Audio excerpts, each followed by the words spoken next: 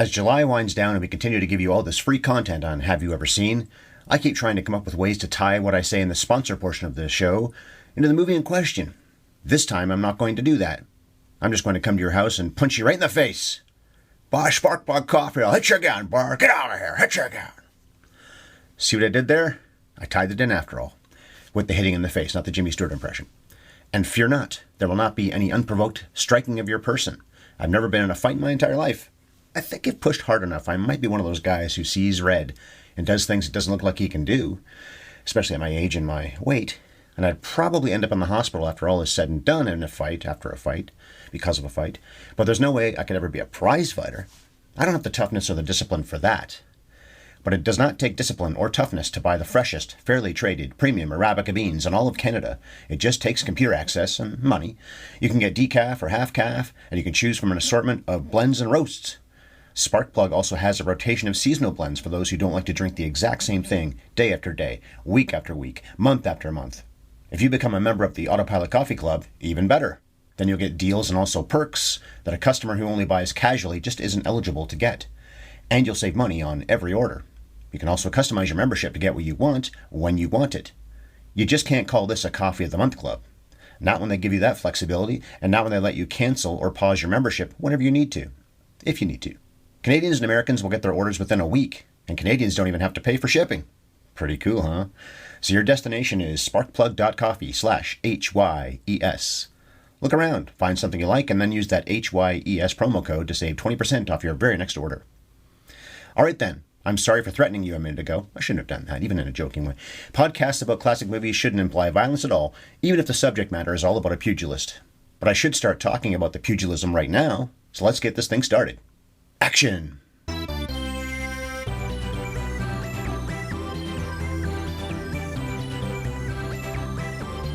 Have you ever seen Body and Soul? Hi, movie lovers, and thank you for downloading the 527th edition of Have You Ever Seen? This is Ryan Ellis, your solo host of today's exploration of Robert Rossen's Body and Soul. And if you're aware that I had a sports movie podcast up until last month, and now you're wondering why I'm covering a sports movie on this channel, well, I had this episode all ready to go for scoring at the movies as far back as last fall. As it was, I posted a few solo shows when Chris had more important things going on, and I wanted one or two more ready to go, so I recorded this, I think back in the fall, October or something. But then they weren't needed after all. He was back on the job. But once Chris and I decided to stop doing scoring at the movies on June 7th, I figured I'd just save the info I had put together for Body and Soul and cover it here instead, and re-record it because the audio wasn't great. I was popping my peas.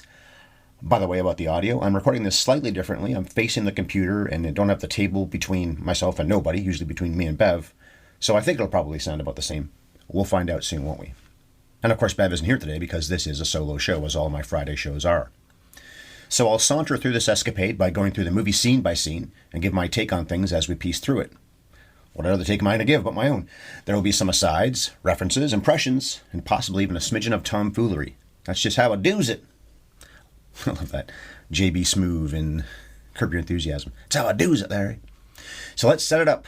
Body and Soul was released by United Artists and Enterprise Pictures on November 11th, 1947. So Remembrance Day in Canada, Veterans Day in the States. It did pretty well at the box office, and the critical response was great too. 92% of Rotten Tomatoes critics liked it. The average was 7.6 out of 10, although there are only 12 reviews on the site. The Rotten Tomatoes audiences are fans of the flick as well. 89% of them put their thumb up. John Garfield was up for Best Actor at the Oscars, and Abraham Polonsky was nominated for his original screenplay. Co-editors Francis Lyon and Robert Parrish won Oscars for their cutting. And no, he's not the basketball-playing Robert Parrish who used to play center for the Celtics. That guy wouldn't be old enough to have been an editor in 1947.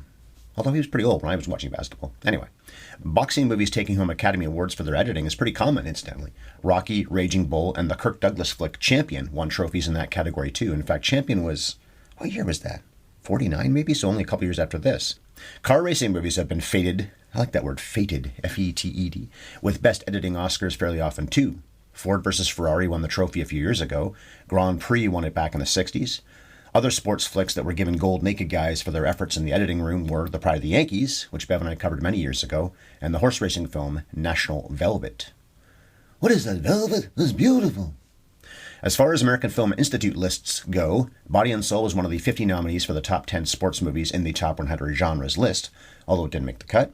To hear some people tell it, this is the best boxing movie of all time, so they would probably say it should have absolutely ranked among the top 10. But even if you're a Body and Soul fan, don't be sore.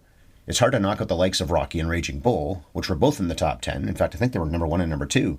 And you probably don't need 3 pugilistic pictures in that 10-some. Body and Soul is a flashback movie. Most of the backstory is in the form of a dream, or maybe it's just John Garfield reminiscing about how he got to here. We meet Charlie Davis, who of course is played by Garfield. He wakes up sweaty from a nightmare and then prepares for a big fight he's supposed to lose, because Charlie's agreed to take a dive.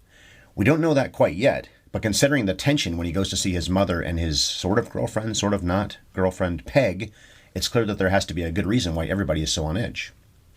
I like in these opening few minutes how people on the street are always calling him champ, in a way that people only do if somebody is a boxer. I think George Foreman got that forever, long after he wasn't a champion anymore. I don't think Super Bowl winning quarterbacks or World Series champion pitchers get called champ everywhere they go. And if you said, well, Ryan, that's because those are team sports and boxing is mano a mano. Okay, but does anyone just go around calling tennis players champ? We find out just how brash Charlie is when he cuffs a smack-talking Marlowe at the weigh-in. Charlie's desire to pop this putz in the puss is understandable after Charlie says he could beat the guy in 2 rounds if he wanted to, but the deal is that he's got to lay down for the challenger in the 15th. Now, a lot of boxing movies end up being about the hero taking a dive, except Rocky. I don't think any of the Rocky flicks ever dealt seriously with something that was probably a lot more rampant in reality than fans want to believe, and maybe still is. Losing on purpose so gamblers can make a fortune, even though the boxer risks being barred from the sport if commissions get wise to the conspiracy, that's big business. And boxing is far more for gamblers than it is for the people who get their heads beat in doing it. Okay, so we're back to Charlie laying down in his dressing room after talking to gambling man Roberts. And then we get the long flashback to find out how he got to here. Before he was the champion, Charlie was a cocky young man. After meeting Peg, he, as they put it back then, gets fresh with her in the back of a cab. It's the kind of thing that would be, let's say, frowned upon these days, even though most people thought of it as boys will be boys back then, and really not that long ago. Well, I know some people probably always thought it was bad, and they were probably always right, but that's not the way the rest of us thought of it then. Right or wrong? Probably wrong. At least Peg stands up to Charlie's move-making, until she doesn't. She's clearly into him at that point, though. I guess he charms her with his freshness. Being good-looking fixes almost everything in movies, I think, because I didn't see a ton of chemistry between them in this first meeting. Peg isn't a fighter, of course, but she's really Charlie's opposite. She's a painter and is even going to art school. She draws a quick sketch of Charlie that first night, which is how all love affairs begin, isn't it? With decorative artwork. Well, it did in Vanilla Sky, to name at least one other movie. So, okay, that's 2. Cruise and Cruise. They draw each other. Charlie says he wants to see her again because she's beautiful and she's level, yeah, and she's different. That's exactly what I said to Bev when I proposed. And after that remarkably beautiful romantic line about Peg being level, Charlie kisses her, which doesn't last long because she quickly pushes him out the door. Obviously, Peg is a vital character in this motion picture, but a far more important face-to-face happens next, when Shorty, his friend, takes Charlie to meet Quinn at a pool hall. William Conrad plays Quinn. He's dismissive at first, so Charlie walks away in a snit. I said it's a pool hall, which made me miss pool a lot. I barely played the last 3 years. The only time has been at my father-in-law's place, and even that's maybe 3-4 times at the most. COVID, you stupid, selfish son of a billiard ball. I guess I could go again now, but I'm not sure where a pool hall even is around this house, and we moved during the pandemic. But okay, Quinn isn't too impressed with Charlie until the aspiring hands thrower defends Shorty and beats up a guy right in front of Quinn. After that, how do you not agree to become his manager? Now, by the way, I know I've said this before, but I love that line in Rocky 4, I guess it is.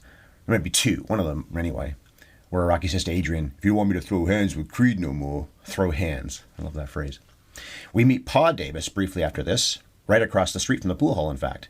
The old man gives Charlie money to train to be a boxer, but don't tell your mother. Then their store gets bombed and Pa gets killed. I think they just had to find a way to ice Pa and give us a jolt at this point in the film. Also, I love New York City. Been there a couple times, love to go again. But it's not like it's the safest place to live even now, and it certainly wasn't when this film was set. Time passes and the family stops grieving Dad's death, so Charlie invites Peg over to have dinner with him and Ma, and also Shorty for some reason. Either Shorty scarfs a lot of free meals at the Davis Castle on the regular, or maybe he was in love with his best friend? Subtext? Anyway, Charlie ends up arguing with Ma about how he's choosing boxing over getting an education, so he storms up to the roof, leading to a heart-to-heart with Peg. She even says, I love you, Charlie. Aww. Peg is also the kind of girl who actually encourages Charlie to strap on the gloves, so naturally he listens to the woman. The advice in White Man Can't Jump, listen to the woman. And we get the obligatory montage of him winning many, many fights. Apparently he wins 21 of them, 19 of which by knockout. He ain't no Rocky. He's way better than Mr. Balboa with a record like that. I've been having some fun here with their rushed relationship, but I did love when Peg kisses Charlie's wounds after one of his fights. Raiders of the Lost Ark had to be paying homage to this movie when Marion kisses Indy's boo-boos, just like Peg does for Charlie here. I just saw the 5th Indiana Jones movie recently, and they call back the kissing scene in their own series. But I bet Spielberg and Ford and everybody, Karen Allen, were homaging this scene. They could have been anyway. So these two are so in love that Shorty thinks they should just go ahead and get married. He believes Peg will protect Charlie from the sharks who want to use him and bleed him dry. Okay, how much influence did Shorty think a woman had back then, especially for powerful men? Roberts is introduced at this point, or I guess I should say reintroduced, because we already met him before the flashback started, but in the timeline, it's here. He's introduced. He's a heartless thug who demands a guy named Arnold get his boxer Ben to step back into the ring, even though Ben is a blood clot and should never fight again. At least Arnold gives Ben a choice, but is there really a choice? Plus, no fighter wants a doctor to tell him he's finished. He'd rather train hard and think he can cheat death than let some egghead tell him the game is over. I didn't mention that Ben is black. That's got to be subtext, that Roberts is doing this at least partly because he doesn't care if a black man dies in the ring. Certainly not as much as he would if it was a white guy. I like the way Canada Lee plays Ben, too. He's not yes sir and no sir, not at all. He talks like a real person, not some bug-eyed minstrel caricature. And good on Rossen for directing him that way. And to skip ahead a bit, talking about Charlie and Ben right now, I love the scene when Charlie asks Ben to be in his corner and tells him it isn't charity, although it at least partly is exactly that. But that is skipping ahead. The movie heats up again. Not quite literally, but almost. Literally. And that's when Alice is introduced to everybody by Quinn. Even Peg likes Alice, but she might feel more threatened by this pretty girl if Peg wasn't so giddy or so drunk. I was confused by the way Lily Palmer played Peg in this scene.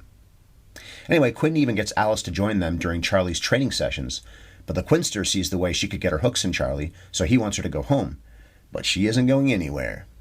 I think the Quinn man is jealous, even though bringing her along was his idea. I didn't think the Alice subplot worked at all, by the way, even though I loved looking at Hazel Brooks every second she was on screen. Now, there are some big-time Scorsese connections here because this part of the film reminded me a lot of Raging Bull. The crooked gangster pulls strings and makes the main character do crooked things he doesn't want to do. In the case of Raging Bull, it was taking a dive to get a title shot, and that leads to the scene where De Niro's crying in the dressing room because he took a really ugly dive, ugly because it didn't look real at all. In Body and Soul, Roberts demands 50% of the cut, which Charlie agrees to because it'll get him a title shot. It isn't all about merit in the world of boxing. Roberts is so selfish that he even not so politely suggests Charlie avoid getting married right now, even though Ma and Shorty think the time is right. It's Peg who gets it, though. She doesn't push back on having to wait to become Mrs. Davis. Either she sees how much this will benefit Charlie's career, or maybe she doesn't actually want to marry him at all. It's probably the career thing. It's a near tragedy when Ben gets badly hurt during his fight with Charlie. I assumed he was dead when he hit the mat face first, but he's actually still a big part of the rest of the story. Arnold and Roberts knew Ben was probably going to get hurt in this fight, especially since they didn't tell Charlie to take it easy on somebody who could die. Charlie feels guilty about it and wants to help, although he relents pretty fast when they tell him not to worry about it. It's Shorty who makes a real effort to help out Ben. In fact, Shorty quits because he's mad about Roberts putting Ben in the ring at all. Then poor Shorty gets attacked on the street. Charlie comes to his defense, which makes sense when you're a big-time boxer who just won the title. Who better to defend somebody? I guess Shorty was woozy from the beating he just took, though, because he walks into traffic and gets hit by a car. God, that would be so gruesome and such a terrifying thing to watch, to see your best friend get mowed down by a car just a few feet from you. The sound, obviously the visual, the aftermath. Ugh. The movie doesn't really dwell on Shorty's death for long. Peg, though, seems to take on some of Shorty's attitudes. She may have been the champ's biggest supporter before, but now she wants him to quit because she can't bear the filthy side of boxing. She even gives Charlie an ultimatum. Me or boxing? At least she's pretty reasonable about it. There's no shouting. We have to know this isn't going to go the way Peg wants when Charlie keeps saying, I'm the champ, meaning my career is more important to me than anything else. The very next scene is a montage of boxing, gambling, and getting many big wads of sweaty cash from Roberts, so we know Charlie chose this life over a simpler one with Peg. We even see him getting close to Alice. I know the love story with Peg is what we're supposed to root for, but it's hard to fault him for wanting to spend some personal time with a woman who looks like Alice. Interestingly, Charlie doesn't want to be seen with Roberts in the gym when he's training, which tells you explicitly that Charlie knows he shouldn't be dealing with Roberts at all. There are shades of gray in Garfield's character. Perfect example right here. Setting up for the fight-heavy finale, Roberts offers $60,000 for a match against Marlowe. I already told you that plan is for the champ to go 15 rounds and lose by decision, only Charlie doesn't want to fight Marlowe. Is he afraid? Is he worried he'll hurt another guy in the ring the way he nearly crippled Ben and nearly killed Ben? Charlie goes to see Peg, who isn't even angry with him for ditching her. It sounds like he stops in every once in a while, on birthdays or when he's lonely. She's pretty desperate if she's willing to accept that kind of half-assed relationship, or friendship, or whatever it is. She kisses him, so either she's also just lonely, or she's using him. Really, everything seems fine with them now, especially after Charlie insists that this will be his last fight. Even Ma is happy. Charlie wants that huge wad of cash he gave to Peg, so he can bet on his own fight. Charlie even tells Ma and Peg about his sure-thing bet. He flat out demands the money back he gave to Peg, and she finally blows up at him, even smacking him in the face a few times. Now that was overdue. Okay, maybe she didn't have to whack him, but pushing back against the casual way he treats her was a long time coming. And I shouldn't advocate violence between two loving people. Boxer, sure, that's the job. Let's not forget about Ben, though, who freaks out about what Roberts did to him. Ben won't listen to reason. He's mad and then falls on his face. This time, he is dead. Fittingly, he dies in the ring, even if it is the sparring ring. And that's when we're brought back to the opening scenes with Charlie sprawled out in his dressing room. We get confirmation about why he woke up sweating and panicky at the very beginning of the movie, calling out Ben's name. "You're a mean one, Mr. Guilt." So on to the big fight, and this is where we get most of the boxing action in Body and Soul. Charlie and Jack Marlowe, I didn't say his first name before, did I? Jack Marlowe, are not selling that they're trying to have a real contest, so the crowd starts booing. Even the referee is cheesed at them for the way they're dancing around. But it's a double cross. Marlowe gets the go-ahead nod from his manager, right? Manager, I guess, right? And starts to hit Charlie a lot harder. He knocks the champ down several times, and Charlie looks like he's finished before "It's all right, 'cause he's saved by the bell." Charlie realizes he's been double-crossed, and that's when he got mad. The crowd had gone silent for a minute, then they come back alive when Charlie lands a big punch to knock Marlowe down. He keeps up the flurry, hammers Marlowe one last time, and then knocks him out. "I've got to knock him out." Uh-oh, that's not what the gamblers want. They like money. That's why they call it money. So Charlie wins, but he's obviously screwed things up with Roberts. He double-crossed a double-crosser. Alice and Quinn bicker, and Alice is out of there. Charlie tells Roberts he's going to retire. "What are you going to do?" he asks. "Kill me? Everybody dies." But won't Roberts, yes, have him killed? You can't take money out of a gangster's pocket and just walk away and have nothing happen to you. But we're all smiles, because as Charlie reunites with Peg, he says, "I never felt better in my life," which is basically what Rocky says to Adrian right after he beats Clubber Lang in Rocky III. "Never better." I don't think mob guys were coming for Rocky, though, partly because he used to work for one, and they respect their own. Well, sometimes. Sometimes they kill their own. A lot of the time, according to Goodfellas. On the flip side, this happy ending might not stay a happy ending for Peg and her man, because Charlie, I think they're gonna kill you. But that was the film. So the cast. John Garfield made just 34 movies, and he was only 39 years old when he died of a coronary thrombosis, which is a fancy phrase for a blood clot. So we have a blood clot in the story and a blood clot in reality.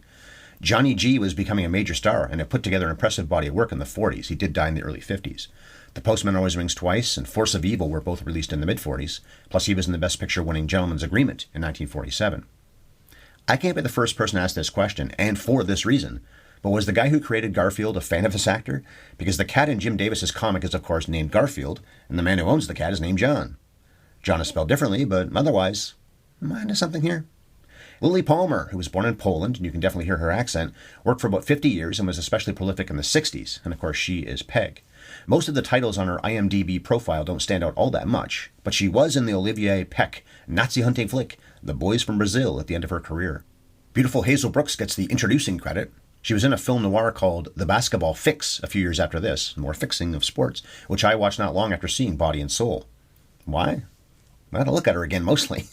Plus it was free on YouTube. As is this movie, by the way, last I looked. I don't entirely buy the 40s-esque tough dame way of speaking women were asked to do so often back then, but she pulls it off better than a lot of other actresses did, even some big stars. Most of Brooks's roles prior to this were uncredited, so her characters only had an actual name a handful of times in her 14 movies. She went on to be a still photographer after she retired from acting in the 50s. Anne Revere plays Ma. Like Garfield, she was in Gentleman's Agreement and even got an Oscar nomination for that performance. In fact, she was nominated 3 times, including for National Velvet, and she went home with the Best Supporting Actress Oscar for that movie. The Anster was also in A Place in the Sun with Monty Clift and Elizabeth Taylor a few years after this picture. And in a common move back then, and sometimes still now, she was cast to play the mother of an actor who was not nearly young enough to actually be her son. And that still does happen quite often these days, doesn't it? I guess, yeah, it does. Joseph Pevney had a pretty good arc as Shorty in this, going from a bit of a stinker to an honorable manager and loyal friend. Pevney only acted 6 times, including in Thieves Highway, there's a good one, but then went on to direct 30 films. Most of them came out during the 50s. We know that Canada Lee plays Ben Chaplin. He was a boxer in real life many years before this. That's why he was only in 5 movies, the first of which was another boxing film called Keep Punching. Just keep punching, Apollo. Lee died of a heart attack in 1952 when he was just 45. That was the same year as John Garfield, by the way, 1952. He and Garfield just weren't given very long leashes by Mother Nature, were they? William Conrad was in Burt Lancaster's debut film, The Killers, in 1946, and did a lot of other noir pictures, including The Naked Jungle. He was more of a fixture on TV and played Kenan for several years in the 70s, then did Jake and the Fat Man in the late 80s and early 90s. I think I saw that show sometimes. I don't recall for sure. I know I've heard about it. It's a pretty memorable title. Jake and the Fat Man is... You wouldn't call him fat now, would you? He also did a lot of narrating for TV shows. This was Lloyd Goff's first movie. It's spelled the same as the guy who plays the butler in the Batman movies, the early Batman movies, the Michael Keaton ones. That's Michael Goff, so maybe it's the same pronunciation. Maybe it's Gu, G-O-U-G-H. He's Roberts, and he's pretty great at playing sinister. He went on to be in the Babe Ruth story the following year, and then the brilliant Sunset Boulevard in 1950. The director, Robert Rossen, was making only his second movie. He also wrote and directed the 1949 Best Picture Oscar winner, All the King's Men, but the big title on his resume, even more so than that, and the best title on his resume, is The Hustler. Bev and I reviewed that back in 2016. That isn't just one of the greatest sports movies, it's one of the greatest movies. And I'll say this again, it's still not on Disney Plus, even though it's a Fox movie. And they've got Color of Money on there. Of course, that was a Disney thing, that was a Touchstone thing, but they own Fox, so it's just theirs also. I don't get it. Put it on there. Okay, it's time to get a little bit political because a theme is about to emerge. Rossen was a member of the Communist Party for about 8 years, and he paid for that allegiance when he refused to name other people who he knew were also party members. The House Un-American Activities Committee, so HUAC, put a harsh light on Rossen after that, and the movie studios blacklisted Robbie Robbs. But then he did name names a few years later, and he got his career back. So he sold out other people after saying he wouldn't, just because he wanted to work again, which I can both understand and feel disgusted about. These things are complex. If he was given an honorary Oscar like Elia Kazan was in 1999, I think it was, I'm sure Nick Nolte, Ed Harris, and Amy Madigan would sit stone-faced in the audience, while others would give him a standing ovation, because those 3 did that. They were not happy with the Kazan trophy. He already won Oscars before, at least an Oscar long ago, and it was because he did name names, which is the subtext in On the Waterfront, which he won. That's what he won the Oscar for. And that finally brings us to the nutshell. So, Body and Soul in a nutshell. This is Blacklist, the movie. Why do I say that? Because 8 or 9 members of the cast and crew were blacklisted by HUAC, or at least graylisted. That might not be a record, but that is a lot of people. I don't know if that was just coincidence or if the committee was just fixated on Body and Soul. Is it that left wing of a movie? I didn't think so. I didn't really see it as left wing or right wing or any kind of wing. It's just a boxing movie about a guy without a conscience sometimes who does get one at the end. One of the people who was blacklisted was the writer, Abraham Polonsky. Because he was prevented from working for so long, he only wrote 10 scripts in total. This was his second one. Then he went on to write and direct one of the most heralded films Garfield was ever in, Force of Evil. And now that I think about it, I bet he wrote screenplays and then somebody else got credit for them, which happened with Dalton Trumbo and others. I don't know that to be true, just speculating right now, but that might be what it was. But only 10 official screenplays. I happened to watch Force of Evil a few days after seeing this, I guess last fall, incidentally, and if you've heard people say good things about it, those people are right. Garfield is probably even better in that than he is in this, and it's got many complex layers. Certainly more than Body and Soul does. This has layers, but that has a lot more. The great James Wong Howe shot this black and white picture. He won 2 Oscars, one for HUD, which is one of the best things Paul Newman ever did. Love that movie too. James Wong Howe shot over 130 movies in a career that started in the silent era. One of my favorites of his is Sweet Smell of Success. So cynical, so caustic, and if you've only ever seen Burt Lancaster in Field of Dreams, check out Sweet Smell to see a character who's 180 degrees from the kindly ghost doctor. So this is a solid movie. It's dated and quaint in some spots, but Garfield and a lot of the supporting cast feel authentic. Rossen was a talented director, and he knew how to make a sports movie, or a movie in general, but this and The Hustler stand out a lot. This movie is on YouTube, last I looked, totally for free, and I think it looks pretty good too. So that was Body and Soul. On Monday, Bev and I will be wrapping up July and having some fun with a terrific chase movie that turns 30 years old this year, The Fugitive. I didn't kill my wife. I don't care. And the next time I talk to you on my own will be on August 7th, which is a Monday, not a Friday. Bev is taking the civic holiday off. I don't know if other people have a holiday that day and it's called something else, but in Canada it's called the civic holiday. So I'll spotlight another movie that I haven't seen in a long time, Hal Ashby's Coming Home. It's going to feel new to me when I watch it in a few days or a week. I won't, by the way, be posting a solo show in 2 weeks on August 11th. I'm taking that week off and we'll get back to monologuing on a Friday on August 25th. So I think we'll have 6 episodes in August, although maybe I'll record something unexpectedly. I don't really do new reviews of things, so yeah, that's probably going to be the schedule.